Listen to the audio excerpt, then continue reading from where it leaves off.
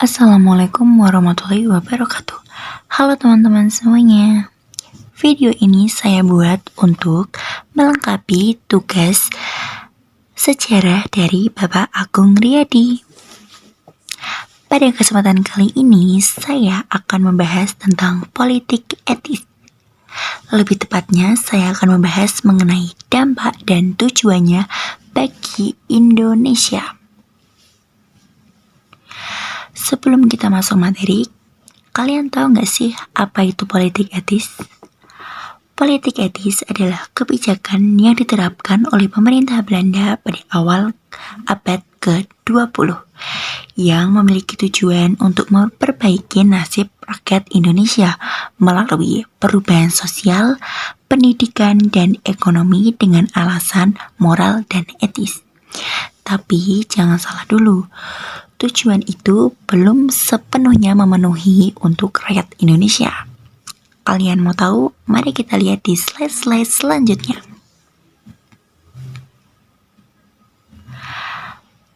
Latar belakang politik etis.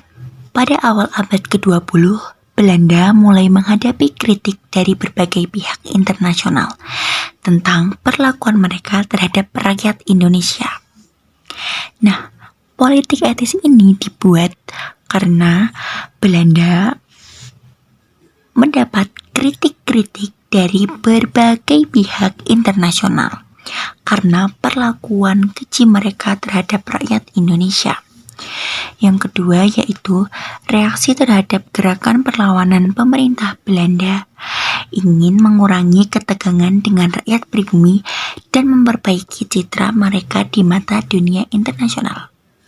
Karena pada awal abad ke-20 tadi Belanda mendapat kritik dari berbagai pihak internasional, maka Belanda membuat gerakan perlawanan dengan membuat politik etis untuk memperbaiki citra mereka di mata dunia internasional, dan juga mereka ingin mengurangi ketegangan dengan rakyat pribumi, contohnya rakyat Indonesia. Yang ketiga yaitu penyebab sosial dan ekonomi rakyat Indonesia terus berada dalam kemiskinan dengan sedikit akses pendidikan dan kesehatan. Nah, dulu Indonesia itu masih berada dalam kemiskinan banget karena sedikit banget akses pendidikan dan kesehatan yang ada di Indonesia. Bahkan belum ada loh dulu. Nah, karena ada politik etis ini, alhamdulillahnya Indonesia sudah ada sedikit perkembangan. Selanjutnya, apa itu tujuan politik etis? Seperti yang saya bilang, lebih tepatnya saya akan membahas tentang dampak dan tujuan dari politik etis. Mari kita lihat apa tujuan politik etis. Yang pertama, meningkatkan kesejahteraan rakyat. Pemerintah Belanda berusaha meningkatkan taraf hidup melalui program-program pembangunan. Nah, di politik etis ini memiliki beberapa program-program pembangunan yang bisa membuat rakyat Indonesia lebih maju. Yang kedua yaitu memperkenalkan pendidikan barat, membuka kesempatan bagi pribumi untuk memperoleh pendidikan barat. Nah, memperkenalkan pendidikan barat ini adalah salah satu program dari politik etis. Yang ketiga yaitu mengurangi ketegangan sosial, menciptakan hubungan yang lebih harmonis antara pemerintah kolonial dan rakyat pribumi. Mengurangi ketegangan sosial ini seperti yang ada dalam latar belakang tadi. Salah satu latar belakang dari politik etis itu, nah itu juga menjadi tujuan politik etis. Selanjutnya yaitu kebijakan utama. Nah, ini adalah program-program dari politik etis. Yang pertama ada irigasi, pembangunan sistem irigasi untuk mendukung pertanian terutama tanaman komoditas ekspor seperti tebu dan kopi. Pembangunan irigasi ini tidak sepenuhnya menguntungkan bagi Indonesia, tapi justru malah lebih banyak menguntungkan Belanda sendiri. Sebenarnya memang menguntungkan Belanda sih, tidak menguntungkan Indonesia, karena program ini itu untuk mengakhiri pertanian Belanda.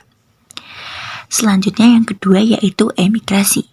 Program pemindahan sebagian penduduk Indonesia ke daerah-daerah baru untuk meredakan kepadatan penduduk beberapa daerah. Nah, program emigrasi ini juga memberi kata lain, yaitu perpindahan penduduk. Jadi, sebagian penduduk Indonesia itu dipindah ke daerah-daerah lain karena padatnya kependudukan di Indonesia.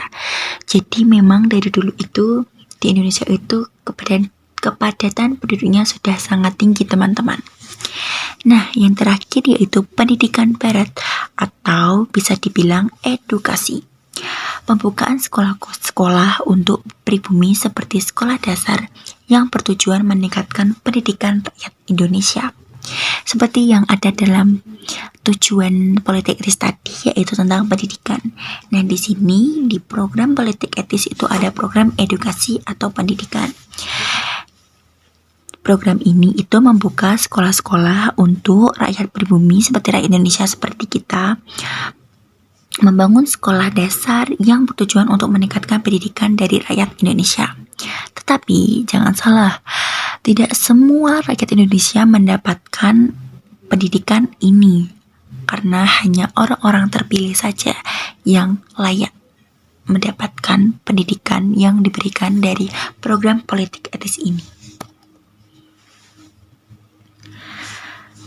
Selanjutnya, politik etis ini juga ada dampaknya, guys. Ada dampak positif dan juga pasti ada dampak negatif.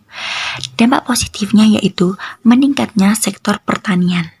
Sistem irigasi yang lebih baik membantu meningkatkan produksi pertanian. Nah, seperti yang aku bilang tadi, program irigasi dari politik etis ini tidak menguntungkan banget bagi Indonesia karena program ini itu lebih banyak mengairi pertanian dari Belanda, tetapi tetap masih membantu menguntungkan sedikit untuk Indonesia.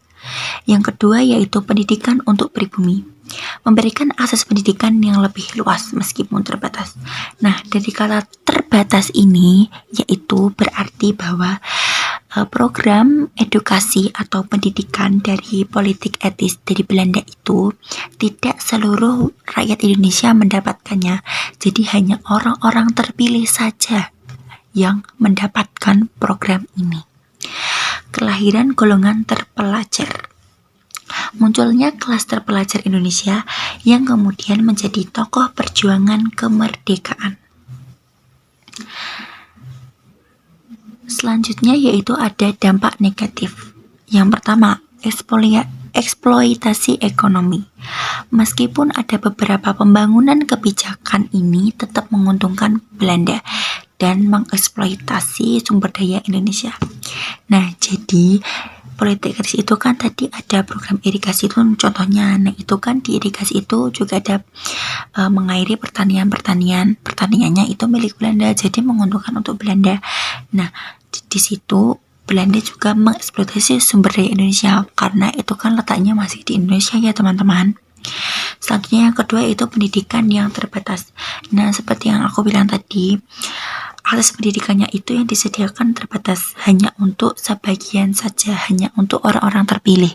Nah, orang-orang terpilih itu adalah orang-orang yang dianggap layak oleh pemerintah dari Belanda. Contohnya yaitu anak-anak orang kaya, anak-anak dari pemerintah yang ada di Indonesia. Yang terakhir yaitu tidak merubah status sosial secara signifikan. Sistem kasta dan diskriminasi tetap ada meskipun ada perbaikan sosial. Nah, seperti yang kita tahu teman-teman, di Indonesia itu dulu khususnya di Jawa itu masih kental sekali dengan sistem kasta. Jadi kita masih benar-benar menghormati sekali orang yang kastanya sangat tinggi. Bahkan orang-orang kaya, pemerintah. Kita benar-benar menghormati, sangat-sangat menghormati. Bahkan kita pun takut dengan mereka. Tapi ingat ya teman-teman, kalau kata Pak Agung, kita tidak boleh menghormati orang secara berlebihan selain orang tua kita. Selanjutnya yaitu ada tokoh-tokoh yang terlibat di politik etis. Yang pertama ada Herman Willem Daendels. Herman Willem Daendels menjadi gubernur jenderal yang memperkenalkan beberapa kebijakan ekonomi. Yang kedua yaitu Johannes van den Bos. Johannes van den Bos melanjutkan kebijakan dengan sistem tanam paksa atau biasanya kita kenal dengan Kulturstelsel yang kontroversial, meskipun ia juga memperkenalkan beberapa inisiatif sosial lainnya. Kita pasti udah nggak asing lagi sama Daendels dan Van den Bos. Ternyata mereka juga terlibat loh guys dalam politik etis ini. Nah, politik etis ini juga ada kritik guys. Yang pertama yaitu pengaruh yang terbatas. Kebijakan ini hanya menguntungkan sebagian kecil masyarakat dan tetap mendukung kepentingan Belanda. Seperti yang aku bilang tadi ya guys, kayaknya yang irigasi itu yang sebagian besar itu menguntungkan hanya ada di Belanda. Terus juga kayak yang pendidikan itu kan tidak seluruh rakyat Indonesia mendapatkan, malah hanya cuman kayak orang-orang yang dianggap layak doang gitu kan. Terus yaitu eksploitasi selanjutnya. Walaupun ada pembangunan, rakyat Indonesia tetap dieksploitasi dalam sistem ekonomi kolonial. Selanjutnya yang terakhir yaitu keterbatasan pendidikan. Nah ini nih, pendidikan yang diberikan sangat terbatas dan hanya mencakup sebagian kecil orang yang dianggap layak menerima pendidikan barat. Kayak contohnya itu anak-anak pemerintah gitu, terus anak-anak orang kaya. Bener-bener orang-orang Belanda itu memilih banget orang yang mereka anggap itu layak untuk mendapatkan pendidikan ini. Padahal seharusnya kita semua mendapat ya guys, karena kita pasti juga butuh, karena dulu kita masih sangat membutuhkan pendidikan dan juga kesehatan yang lebih baik. Tetapi dari program politik etis ini yang mendapat itu hanya yang orang Belanda anggap layak, seperti yang tadi aku bilang, orang anak-anak dari pemerintah seperti itu. Oke, sekian dari saya yang bisa saya sampaikan tentang materi politik etis. Jika ada salah kata atau salah ucap, mohon dibicarakan baik-baik, bukan malah mencari yang lebih baik. Akhir kata, wassalamualaikum warahmatullahi wabarakatuh.